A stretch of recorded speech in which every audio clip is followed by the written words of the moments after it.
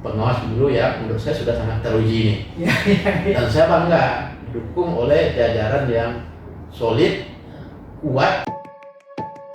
2, 3, lanjut. Assalamualaikum warahmatullahi wabarakatuh. Waalaikumsalam warahmatullahi wabarakatuh. Sahabat Bawaslu dimanapun berada, jumpa kembali bersama kami dalam acara Carito Bersama Bawaslu Kabupaten Agam. Pada sesi kali ini kita akan kembali bercerita dan berbincang-bincang terkait dengan kesiapan pemilu serentak tahun 2024 dan program-program dan kegiatan-kegiatan yang telah dilaksanakan oleh Bawaslu pada masa non-tahapan seperti saat sekarang ini. Pada kesempatan hari ini kita sudah kedatangan tamu dari Bawaslu Provinsi Sumatera Barat, yaitunya Bapak Surya Fitriman, Ketua Bawaslu Provinsi Sumatera Barat. Selamat datang Bapak. Ya, terima kasih. Baik sahabat Bawaslu dimanapun berada, kita gunakan kesempatan kehadiran beliau di Carito Bersama Bawaslu Kabupaten Agam untuk sahabat Bawaslu semua mendapatkan informasi apa-apa kesiapan Bawaslu dalam mempersiapkan pemilu serentak tahun 2024. Baik, langsung saja Bapak. Pada masa seperti saat sekarang ini, mungkin sahabat Bawaslu bertanya-tanya apa saja program dan kegiatan Bawaslu di masa non-tahapan seperti saat sekarang ini. Silakan Pak.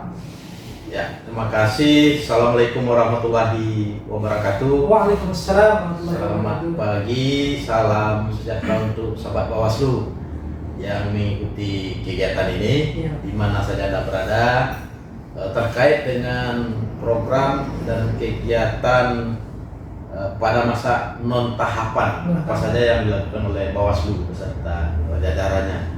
Nah, tentunya ini pertanyaannya ditujukan apa program dan kegiatan Bawaslu Provinsi dan Bawaslu Kabupaten Kota. Ya.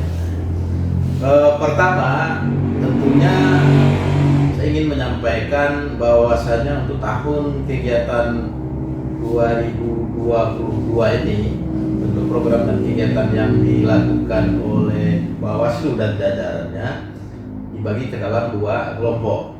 Dua kelompok. Ya, yang pertama ada kegiatan reguler, kegiatan yang belum ada tahapan atau non tahapan pemilu, dan kemudian ada program dan kegiatan yang ada tahapan pemilunya. Pada tahapan nanti. Nah, berdasarkan program yang sudah disusun oleh Bawaslu RI, kegiatan yang bersifat reguler atau non tahapan ini dilakukan dari bulan Januari sampai bulan Agustus Agustus 2022.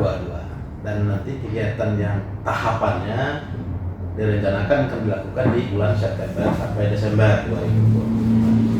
Kemudian, apa yang akan dilakukan oleh Bawaslu dan jajarannya di masa non tahapan atau kegiatan-kegiatan yang bersifat reguler ini?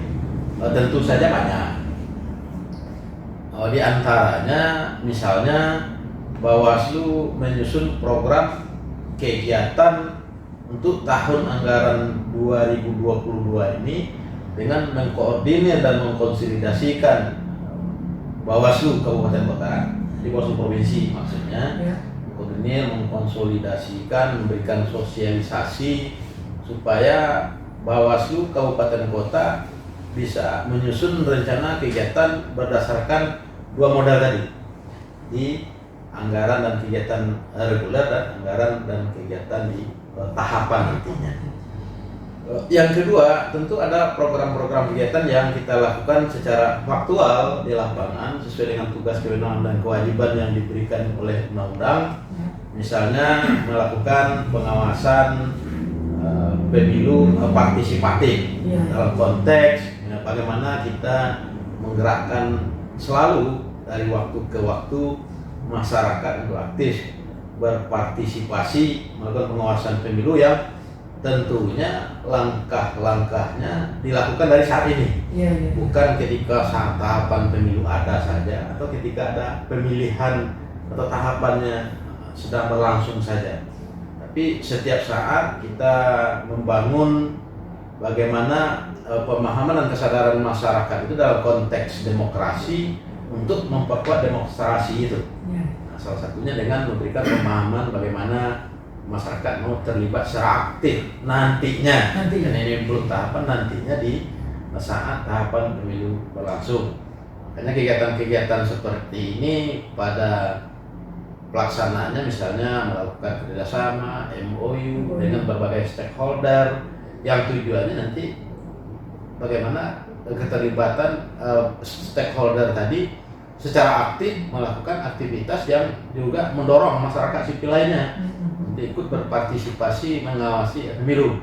Misalnya kita libatkan dengan perguruan tinggi, stakeholder di pemerintahan, kemudian juga ormas mungkin dengan pramuka ya. Dengan komunitas dan kelompok masyarakat lainnya, itu banyak. Yang berikutnya kegiatan yang juga kita lakukan sebagaimana perintah undang pada saat non tahapan ini yang kita sebut dengan kegiatan-kegiatan yang bersifat reguler tadi adalah pengawasan pemutakhiran data pemilih berkelanjutan. Nah, ini masih berlangsung juga di masa reguler ini karena bagaimana data pemilih berkelanjutan itu betul-betul akurat, kemudian update, terpelihara sehingga nanti ketika tahapan pemilu berlangsung kita juga akan masuk nanti bagaimana pemutakhiran data pemilih itu dilakukan, tapi secara terus-menerus pada saat ada tahapan dan tidak ada tahapan bagaimana pemutakhiran daftar pemilih berkelanjutan itu tetap diawasi prosesnya oleh jajaran pengawas pemilu. Nah, termasuk kegiatan-kegiatan berdasarkan evaluasi program kegiatan 2020 yang lalu, itu kita melakukan langkah-langkah yang strategis bagaimana kemudian pelaksanaan program dan kegiatan di tahun 2022 menjadi lebih baik lagi dibanding sebelumnya, karena tugas kita ke depannya mungkin jauh lebih berat menghadapi pemilu tahun 2024 berdasarkan pengalaman pemilu 2019, pilkada 2020, termasuk kondisi pandemi COVID-19 yang masih mengiringi. Itu mungkin.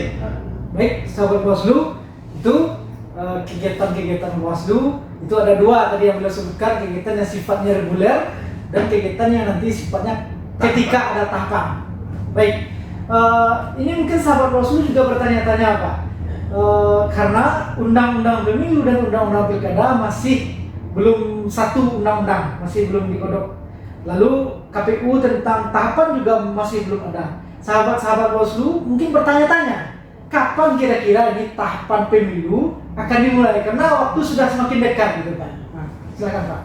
Ya, kalau tahapan pemilu tahun 2024 sebagai pelaksana peraturan perundang-undangan Bawaslu dan jajarannya tentu menunggu sesuai ketentuan. Menunggu. Di mana tahapan itu diatur nanti di peraturan KPU tentang tahapan dan jadwal pemilu 2024, dan kalau untuk pilkadanya tentang tahapan pilkada 2024. Nah, kira-kiranya kapan? Itu ketika KPU sudah menetapkan PKPU-nya. Dan prosesnya bagaimana? Nah, penetapan PKPU itu kan harus dibahas dulu di RDP dengan Komisi 2 yang juga ada pemerintah di sana, ada Bawaslu dan ada DKPP. Artinya yang berwenang memutuskan sesuai dengan ketentuan, nah, tentunya di Komisi 2 pemerintah sebagai bagian yang terlibat dalam koordinasi dengan KPU, termasuk nanti Bawaslu dan DKP juga di sana.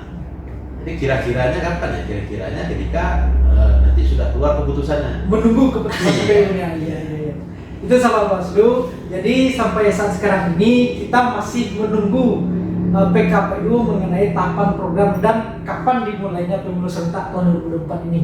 Baik, selanjutnya Pak, ini mungkin terkait dengan kesiapan Bawaslu sendiri secara regulasi dan terutama kesiapan dari segi SDM, karena beban kerja yang akan semakin berat pada pemilu serentak 2024.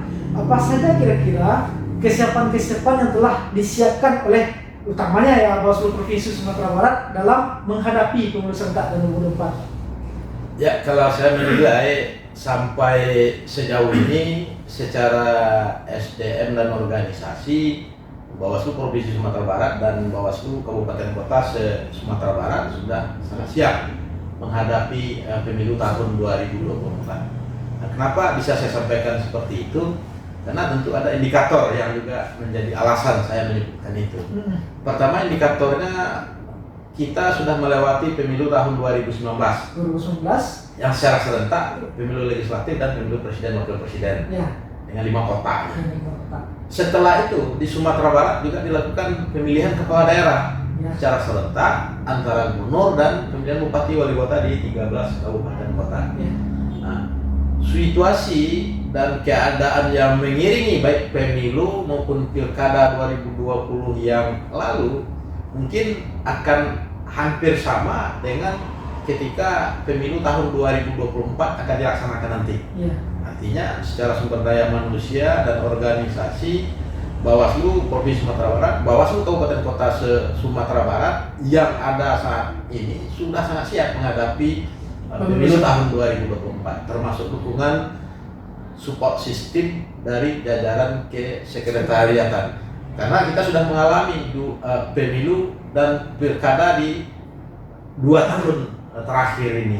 Artinya kesiapan yang akan diperkuat lagi bagaimana kita mengevaluasi pelaksanaan baik pemilu 2019, pilkada 2020 yang kemarin. Tentunya sisi-sisi lemahnya akan kita perkuat karena kita sudah mengalami sendiri. Apa yang sudah baik dilakukan tentu akan menjadi lebih baik lagi, dan saya yakin itu. Makanya yang sebenarnya adalah bagaimana kemudian pemilu tahun 2024 itu menjadi lebih sukses di Sumatera Barat karena akan diawasi oleh pengawas pemilu yang berpengalaman 2019 dan 2020. Nah, itu mungkin. Baik, artinya berangkat dari pengalaman sahabat Bawaslu semua, jajaran pengawas pemilu di Sumatera Barat, di Bawaslu Kabupaten Kota Sumatera Barat sudah punya 2 pengalaman. Pengalaman penyelenggara di pemilu 2019 dan pada pelaksanaan pilkada tahun 2020 ditambah dengan kesiapan SDM yang sudah punya pengalaman tersebut. Mungkin saya tambahkan, dan track record jajaran pengawas pemilu di Sumatera Barat baik di pemilu 2019, pilkada 2020 yang lalu adalah track record yang memang sudah teruji. Jadi kita meyakini hal itu karena suksesnya pemilu 2019 dan pilkada 2020 di Sumatera Barat kemarin. Dan jajaran yang akan melakukan tugasnya nanti ya berharap kita orang-orang yang memang berhasil kemarin itu yang sudah punya pengalaman, punya track record yang baik. Tinggal lagi Bawaslu Provinsi Sumatera Barat mengevaluasi saja Pak ya. Memperkuat ya. Kemudian sisi-sisi lemahnya kita perkuat, yang sudah baik itu kita jadikan lebih baik lagi. Jadi situasi yang mengiringi kemarin itu kan juga jadi pengalaman bagi jajaran pengawas pemilu di Sumatera Barat. Misalnya pada saat pandemi COVID-19, apa langkah strategi sikap kita di lapangan sehingganya menurut saya persoalan pandemi COVID-19 ketika tahapan pilkada 2020 yang lalu bisa kita lewati sesuai dengan prosedur, peraturan perundang-undangan, sesuai dengan kepatuhan terhadap protokol kesehatan yang memang dibuat ketentuannya pada saat itu. Baik, ini Pak. Jadi kami juga dapat informasi katanya baru-baru ini Bawaslu Provinsi Sumatera Barat mendapatkan penghargaan Speaker terbaik 1. Ini sebuah prestasi yang luar biasa yang diperoleh oleh Bawaslu Provinsi Sumatera Barat. Jadi sahabat Bawaslu mungkin penasaran apa itu penghargaan speaker terbaik? Apa maksudnya nih speaker terbaik 1? Lalu bagaimana Bawaslu Provinsi Sumatera Barat di antara Bawaslu yang ada di Indonesia ini, kenapa Bawaslu Provinsi Sumatera Barat memperoleh itu? Ya, saya kan juga kaget.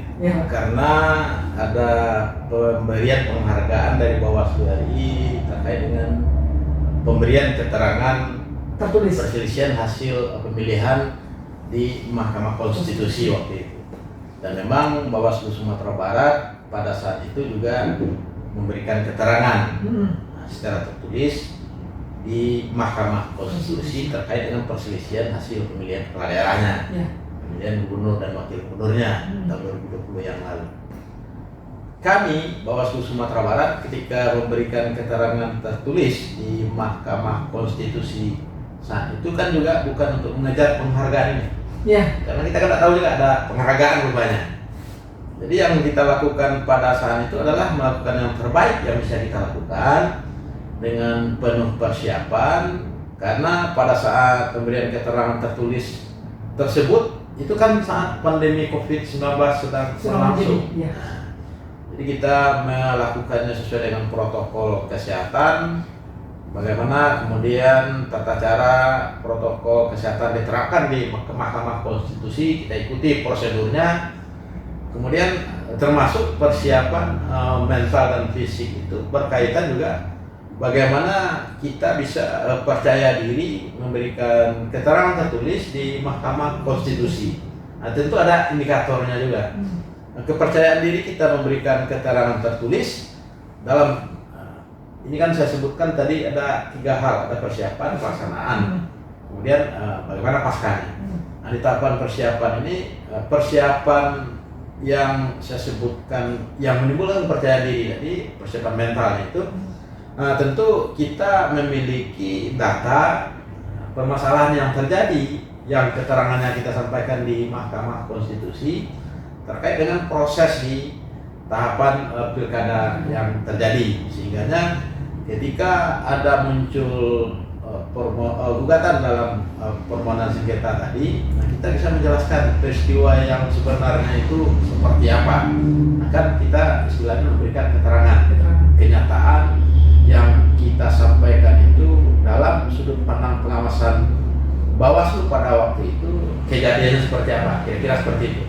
Jadi kita memiliki data, kemudian fakta, peristiwa yang kita uraikan secara sistematis, yang tujuannya adalah untuk menjawab hal-hal yang menjadi bagian dari gugatan dari pasangan calon yang mengajukan permohonan sengketa di gugatan di Mahkamah Konstitusi.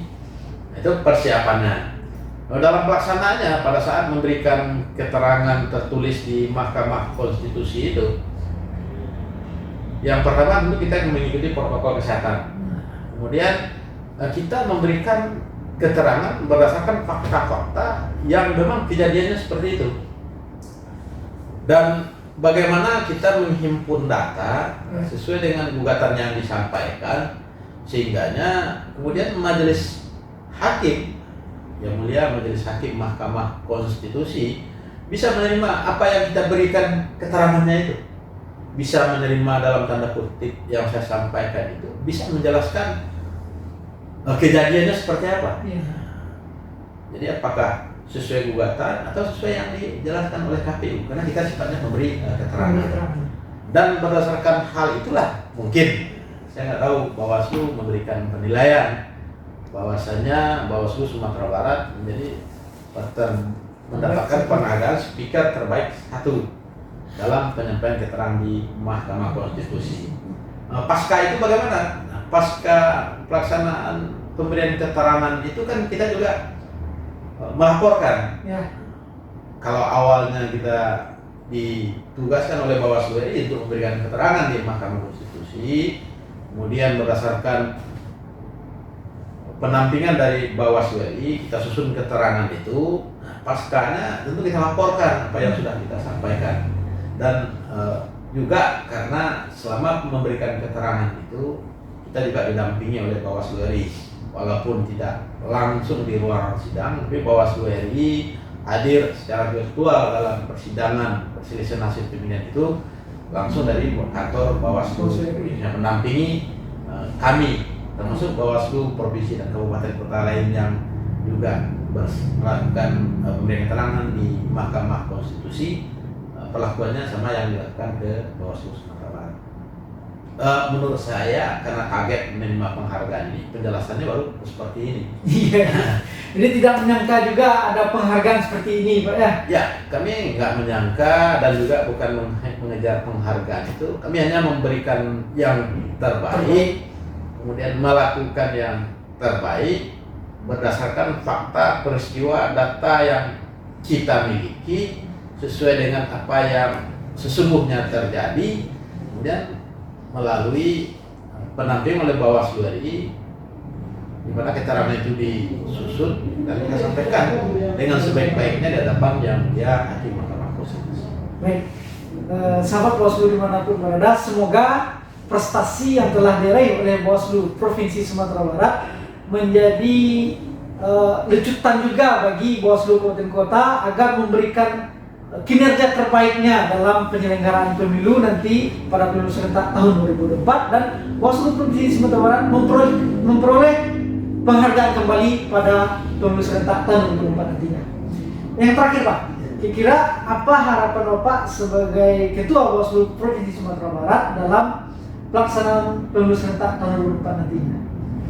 Pertama, harapan saya tentu pemilu tahun 2024 itu menjadi sukses.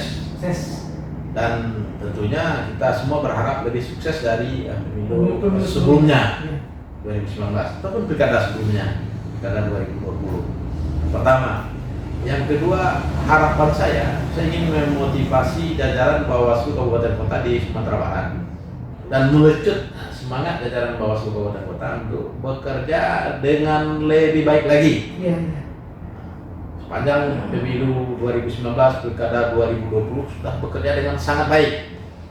Apa salahnya kita menjadi lebih baik lagi? Tidak ada salahnya. Yang salah kalau menjadi kurang baik, karena sebelumnya sudah sangat baik. Nah, tentu harapan saya dengan kondisi seperti itu, pengawasan pelaksanaan pemilu dan pilkada tahun 2024 akan bisa kita laksanakan.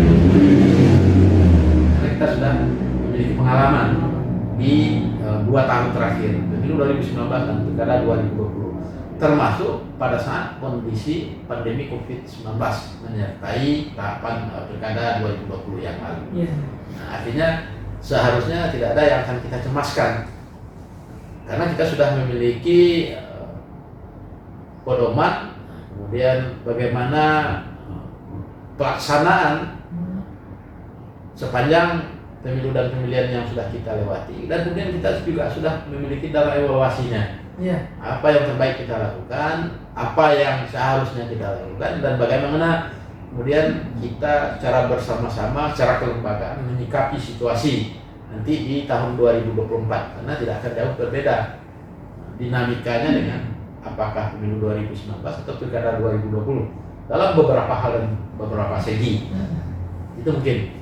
Jadi kita berharap tahun 2024 dengan pengawas pemilu yang sudah teruji berdasarkan kapasitas, kualitas, evaluasinya tentu pemilu 2019 dan pemilihan tahun 2020, saya yakin di Sumatera Barat pengawasan pemilu dan pilkadanya akan menjadi semakin lebih baik lagi ke depannya. Sepanjang yang melakukannya adalah orang-orang yang berpengalaman seperti kemarin. Iya. Itu kuncinya Pak ya, sepanjang dilakukan oleh orang-orang yang berpengalaman dan teruji. Iya. Karena ini jam terbang yang sudah tinggi. Iya, betul. Jam terbang yang tinggi di tengah berbagai kesulitan, mereka bisa berhasil kali para pesawat melewatinya dan mendarat ya akhirnya dengan lepas landasnya dan turunnya berhasil. Dan hadangan badai situasi seperti apapun sudah dilewati oleh pengawas pemilu yang menurut saya sudah sangat teruji ini. Ya.